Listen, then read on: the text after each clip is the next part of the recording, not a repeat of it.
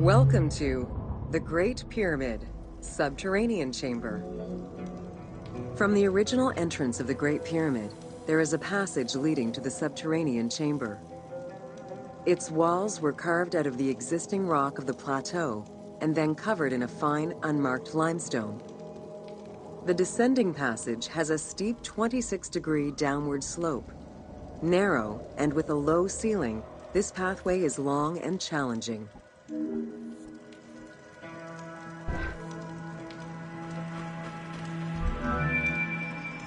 While the original passage was 145 meters long, the team reduced its length and made it both wider and higher. The main focus of the work in reproducing the location was centered upon preserving the unique claustrophobic environment of the Great Pyramid, while still allowing for a smooth game navigation.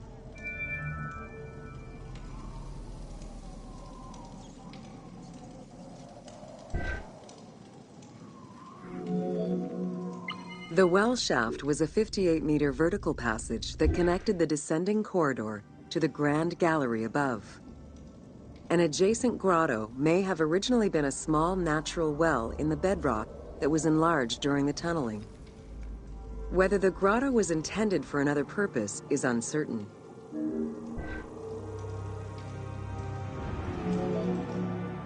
There is much speculation over the purpose of the well shaft.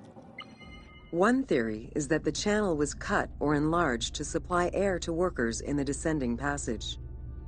Another is that it was meant to provide an exit route once the work was done in the heart of the pyramid. Without the well shaft, workers would have been trapped inside forever when the Grand Gallery was sealed. The opening at the bottom of the well shaft was most likely sealed by exiting workers to camouflage the passageway.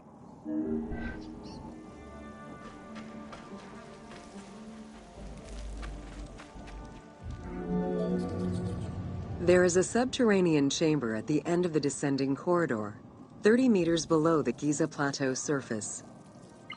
Dug directly into the bedrock, the space is wide with a ceiling 3 meters in height.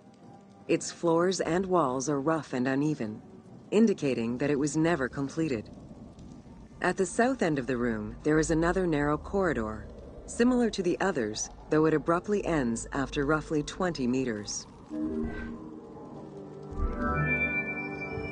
The chamber also contains an 11-meter pit near the east side. It's unclear what this may have been used for. In the game, this well leads to a fictive underground complex containing key game-related mysteries.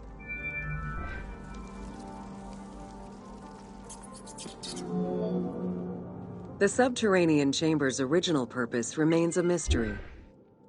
One popular theory is that it was originally meant to be Khufu's burial chamber, but the pharaoh changed his mind, preferring to be buried higher up in the pyramid, which would explain the chamber's unfinished state.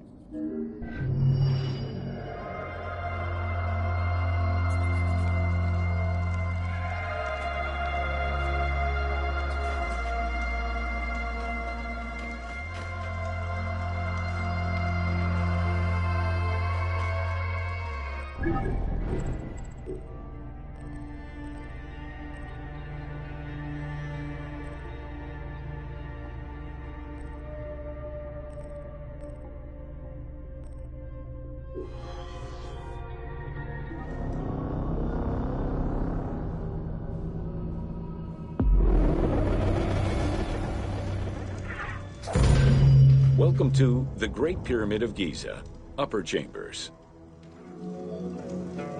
At the entrance of the ascending passage are 3 granite flagstones estimated to weigh up to 25 tons each. They were used to protect the Great Pyramid from thieves. Undaunted by the granite blocks, the thieves simply dug into the softer limestone around them, thus creating the robber's entrance.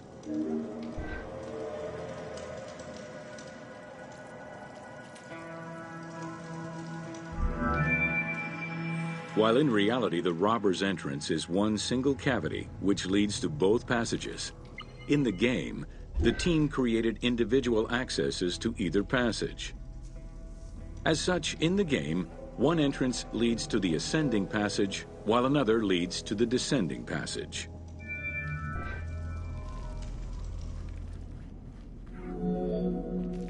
The ascending passageway of the Great Pyramid provides a direct path into the Grand Gallery and is accessed 30 meters from the entrance along the descending corridor. Both corridors have similar dimensions and are designed with the same 26-degree incline.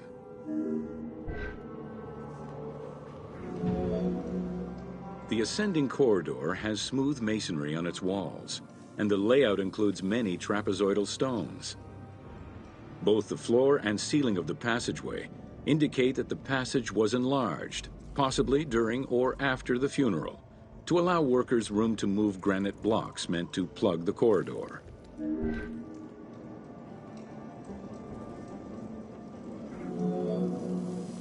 The Grand Gallery's purpose is still debated among experts. It may have been intended to align with the stars, act as a buffer to protect the king's chamber, or simply to facilitate the transport of the granite blocks used inside the pyramid. Access to the Queen's chamber was at the beginning of the Grand Gallery.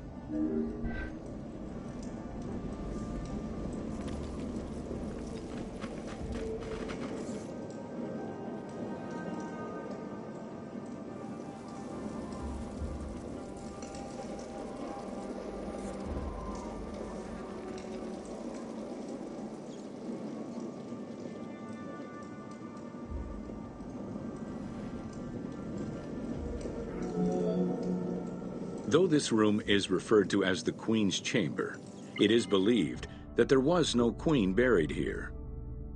Based on their knowledge of earlier pyramids, Egyptologists believe it was more likely intended as the king's serdab, a chamber meant to contain the Ka statue, which would in turn house the king's spirit.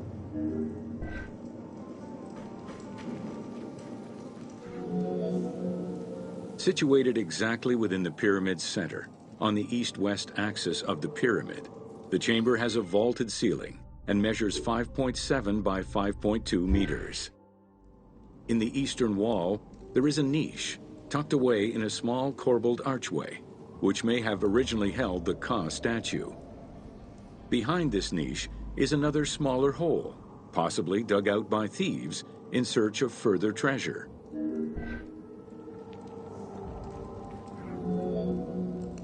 In the 19th century, two shafts were found running through the north and south walls. They each run in a horizontal line for 2 meters before sloping upward, and both are closed off with limestone blocks fitted with copper handles.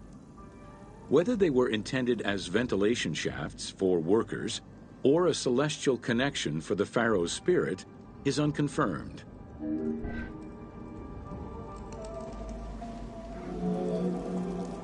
A recent scan of the room indicated the presence of an unknown cavity hidden behind the north face of the walls over the descending corridor. Further investigation is still ongoing to ascertain the nature of the anomaly, so as to avoid risking damage to the monument.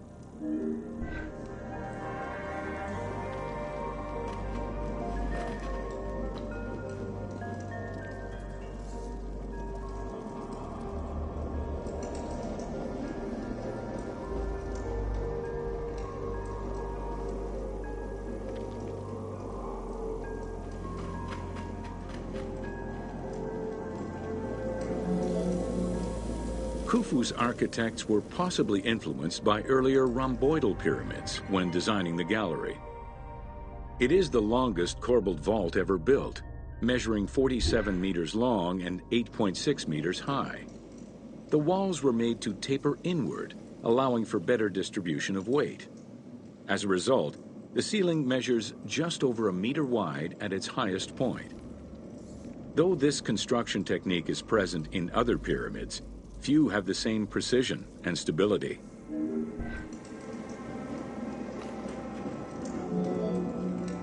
While the space is visually dramatic, the gallery seemed to serve a practical function, though what exactly remains uncertain.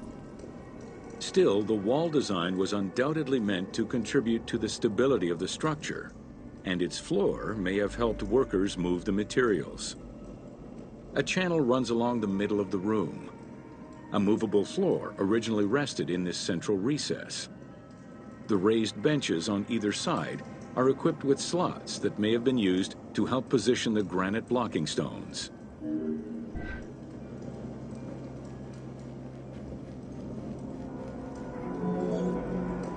At the end of the Grand Gallery is the entrance to the antechamber leading to the King's Chamber.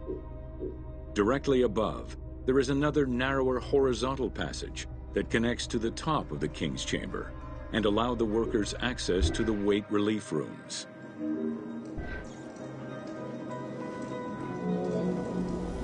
The far end of the Grand Gallery leads to a small antechamber with a portcullis, preventing access to the King's Chamber.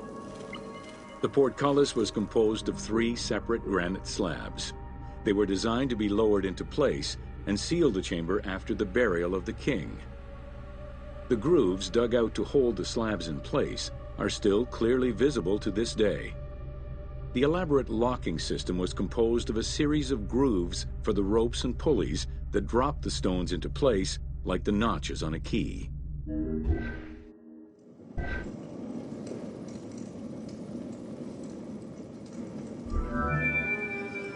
For the purposes of the game, the team elected to remove the portcullis slabs in order to grant the player access to the King's Chamber. In reality, workers would have backed out of the room after the funeral, lowering each slab into place behind them one at a time. Each of the 3 stones were smashed by looters centuries later, and evidence of their break-in is still evident.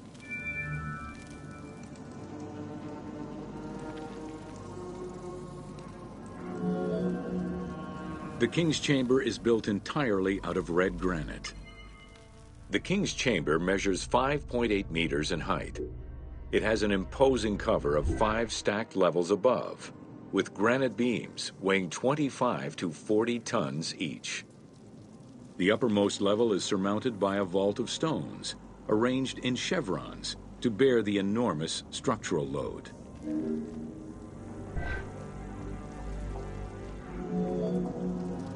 As in the Queen's Chamber, 2 shafts extend out from the room towards the north and south faces of the pyramid.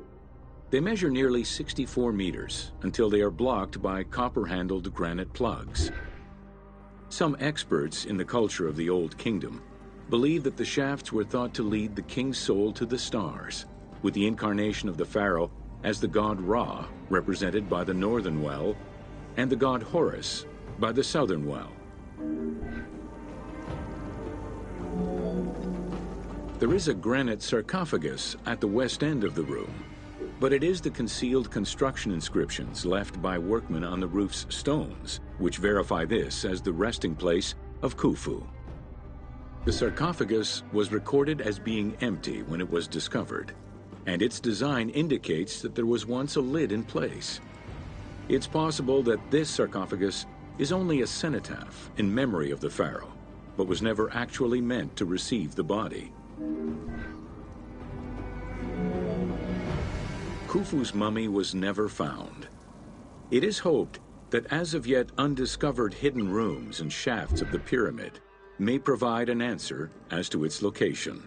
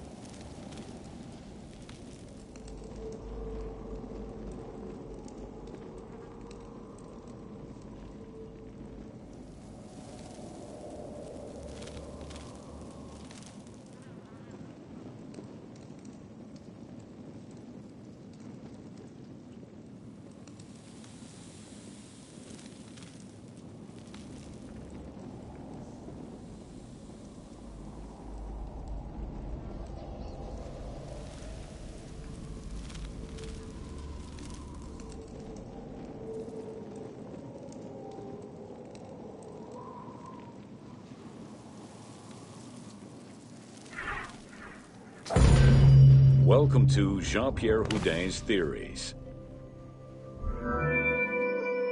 The team wanted to provide players with a sense of exploration and discovery, particularly within the Great Pyramid.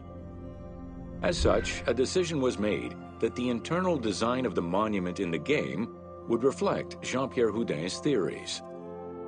While the antechambers of the king's tomb have yet to be discovered, Houdin posits that this is merely due to a unique design, placing the pharaoh's tomb at the center of the pyramid. The entire tour you are about to take was designed along Houdin's hypotheses.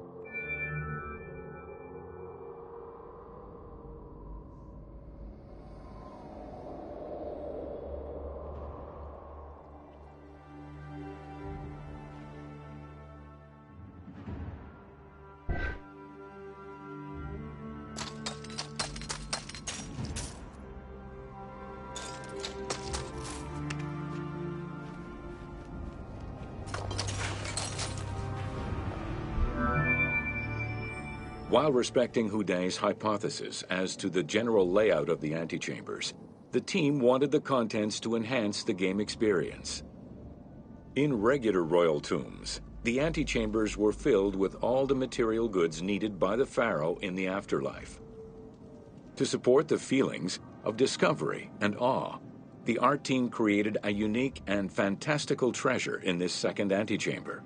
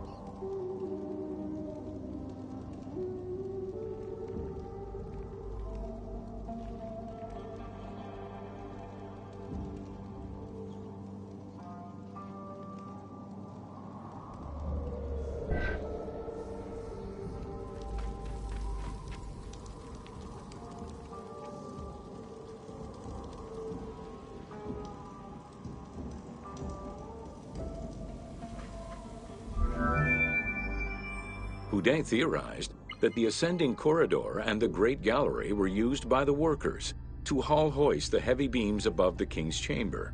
He called it the service circuit.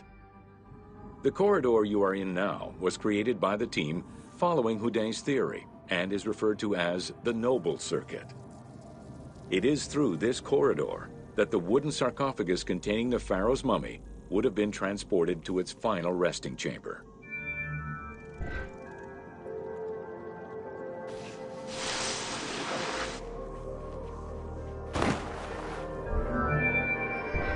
With this structure in mind, one can easily assume that the pyramid's entrance would have been connected to the two antechambers. Modern research has revealed that a cavity might be located behind the north face chevrons of the pyramid.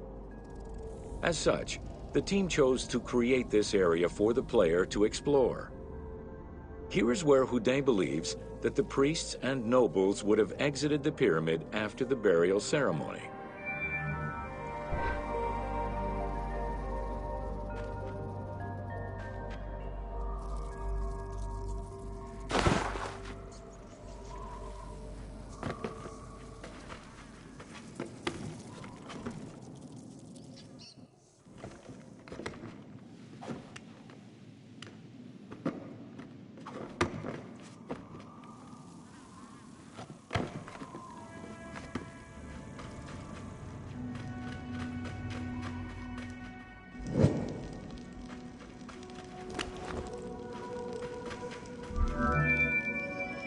Many theories regarding the construction of the Great Pyramid rely on the usage of external ramps. However, Houdet believes an external ramp would have been too steep for the upper portion of the pyramid. This is why he posits that there were two ramps, an external ramp for about half of the height of the pyramid, which then became an internal ramp for the second half.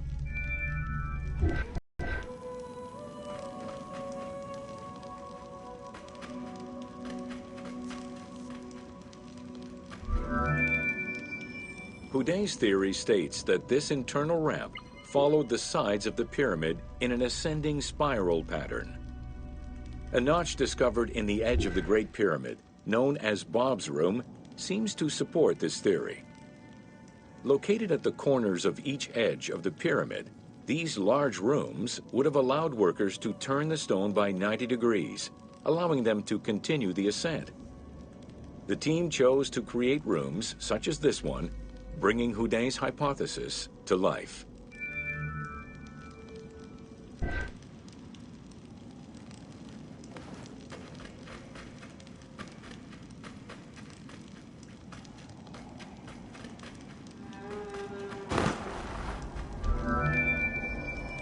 This long corridor was the first section of the ascending internal ramp. Through it, the blocks used to build the Great Pyramid would have been carefully moved upward and then turned at each edge of the pyramid in order to continue their ascent. Though the team only created the main ramp for the game, Houdet posits that this ramp had two levels, allowing workers to return safely to the bottom thanks to an additional corbelled upper section.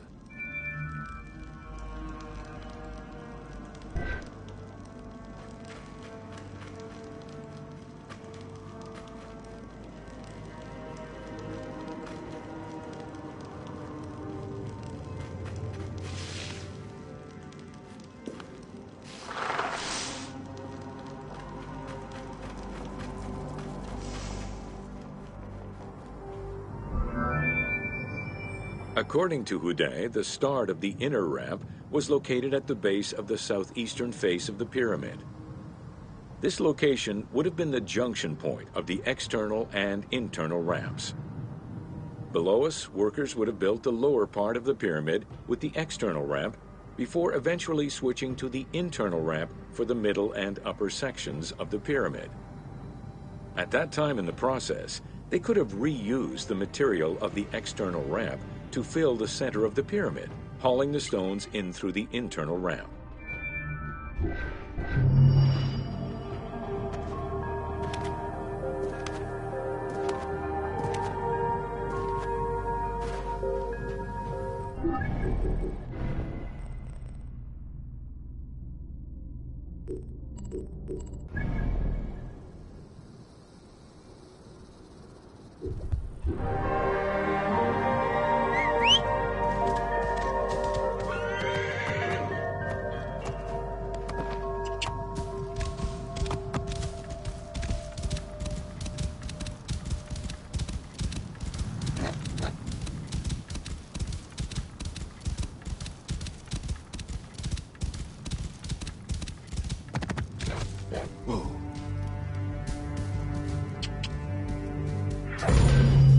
Welcome to Khafre's funerary complex.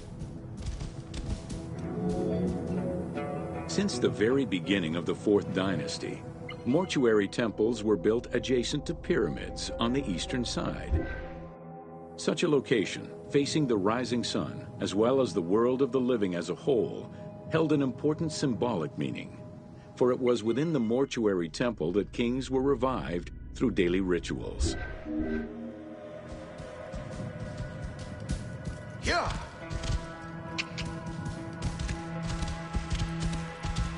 Whoa. In its standard form, a mortuary temple was divided into two parts: a front area which consisted of a vestibule and a courtyard, and an area in the back, where all sacred elements were located. The back of the temple incorporated several essential features, including an inner sanctuary with a false door, which allowed the soul of the pharaoh to travel between the world of the dead and the world of the living.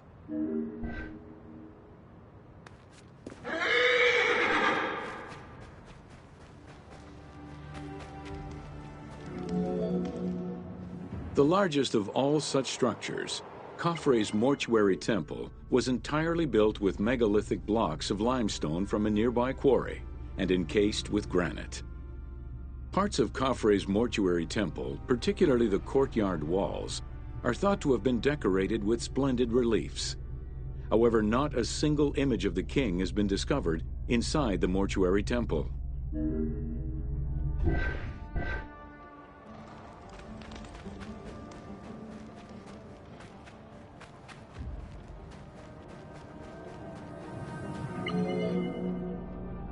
Khufu's direct successor, Jedefre, followed the custom which required each king to establish a new site for their funerary accommodation, and chose Abu Rawash as his last resting place. When the time came to build his own funerary complex, Khafre, also one of Khufu's sons and the successor to Jedefre, broke with tradition and returned to Giza. Not only did Khafre thumb his nose at tradition, but he did so in a way which he hoped would allow him to overshadow his father's most important monument.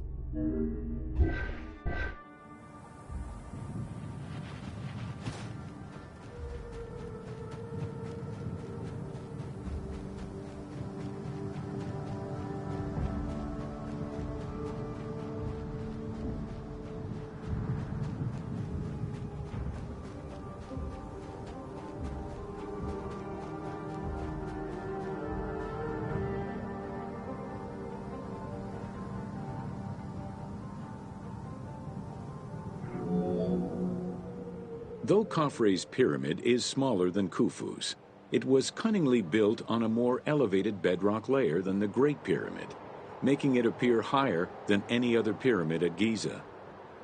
Today, Khafre's pyramid is the only one among the three at Giza that still has the upper part of its limestone casing.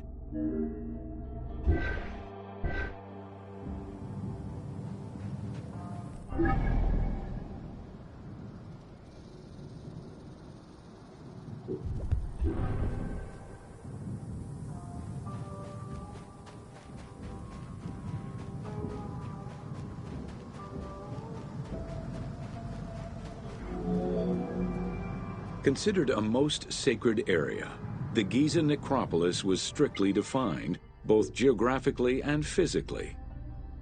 An 8-meter-thick Tura limestone wall completely surrounded the Great Pyramid. The only way inside would have been through the mortuary temple.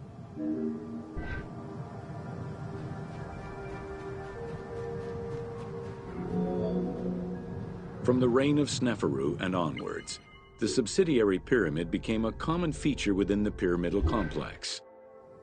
The function of the subsidiary pyramid, however, smaller in size and in height than the royal tomb, remains unclear, though some believe that it was meant to house the ka of the pharaoh.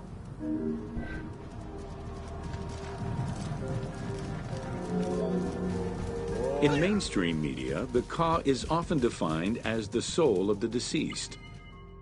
The truth is a bit more complicated.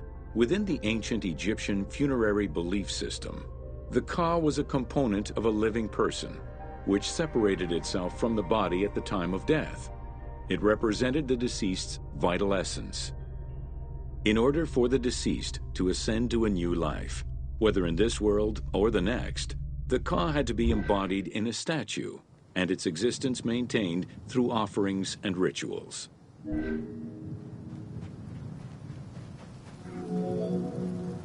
Within Khafre's subsidiary pyramid, a wooden box containing pieces of cedar was discovered by archaeologists. When reassembled, it turned out to be a shrine mounted on a sled. Just as with the solar barges found around Khufu's pyramid, it seems Khafre's shrine and sled were ritually disposed of after his funeral.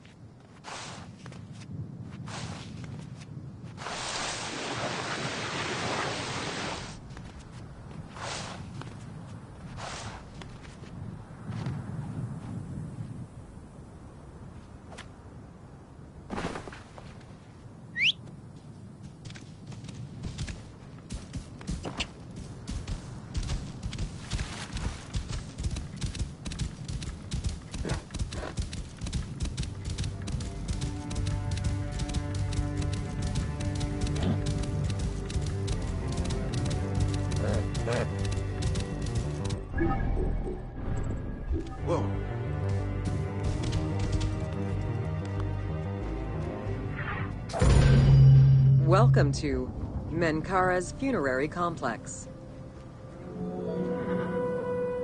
The dimensions of Menkaura's pyramid are much less grandiose. However, unlike its predecessors, Menkaura's pyramid shows a great deal of complexity in its internal and external finish. The outside was partially covered in red granite, while the internal walls were richly decorated.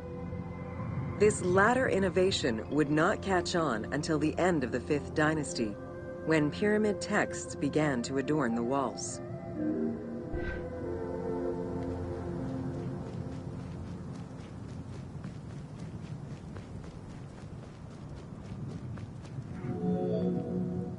Menkaura's pyramid contains 2 sloping passages, both located in the northern side of the structure.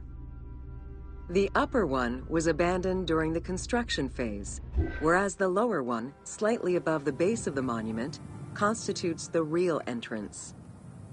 The lower passage leads to a first room, which, for the first time since the reign of Djoser, is decorated with engraved false doors.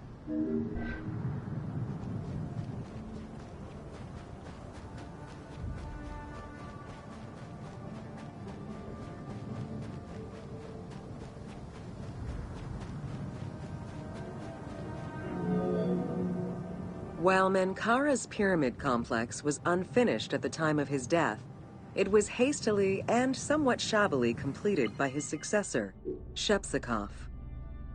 Even so, this funerary structure marks a watershed in the history of this kind of monument.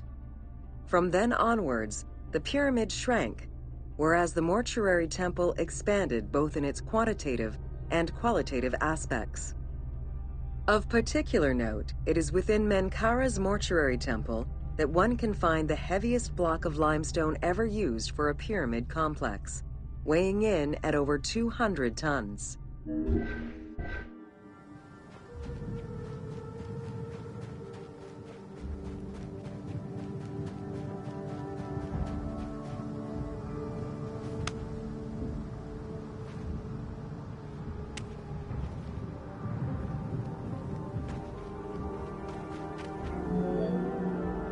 Menkaura's causeway was completed in mud brick by the king's successor, whereas the lower part was nothing more than a simple ramp. As for the Valley Temple, it was built in 2 phases. The foundations were first laid out in limestone during Menkaura's reign, but the temple itself was completed in mud brick afterwards. As such, the Valley Temple was soon damaged and ended up being completely rebuilt during the 6th dynasty.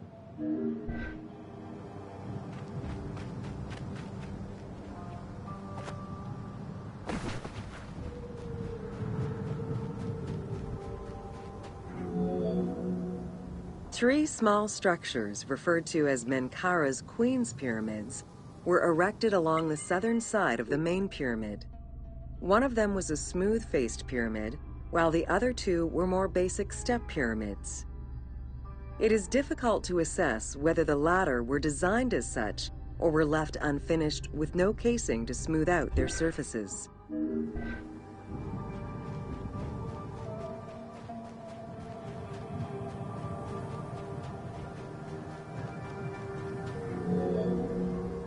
The easternmost pyramid was built with the traditional rooms and corridors found within a satellite pyramid meant to house the king's ka.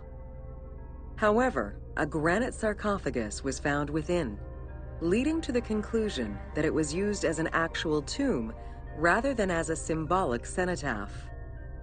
Drawing on these observations, some assume that this pyramid was first built as a satellite pyramid for the king's ka, before seeing its purpose change to that of a queen's tomb. Which queen, however, remains a mystery.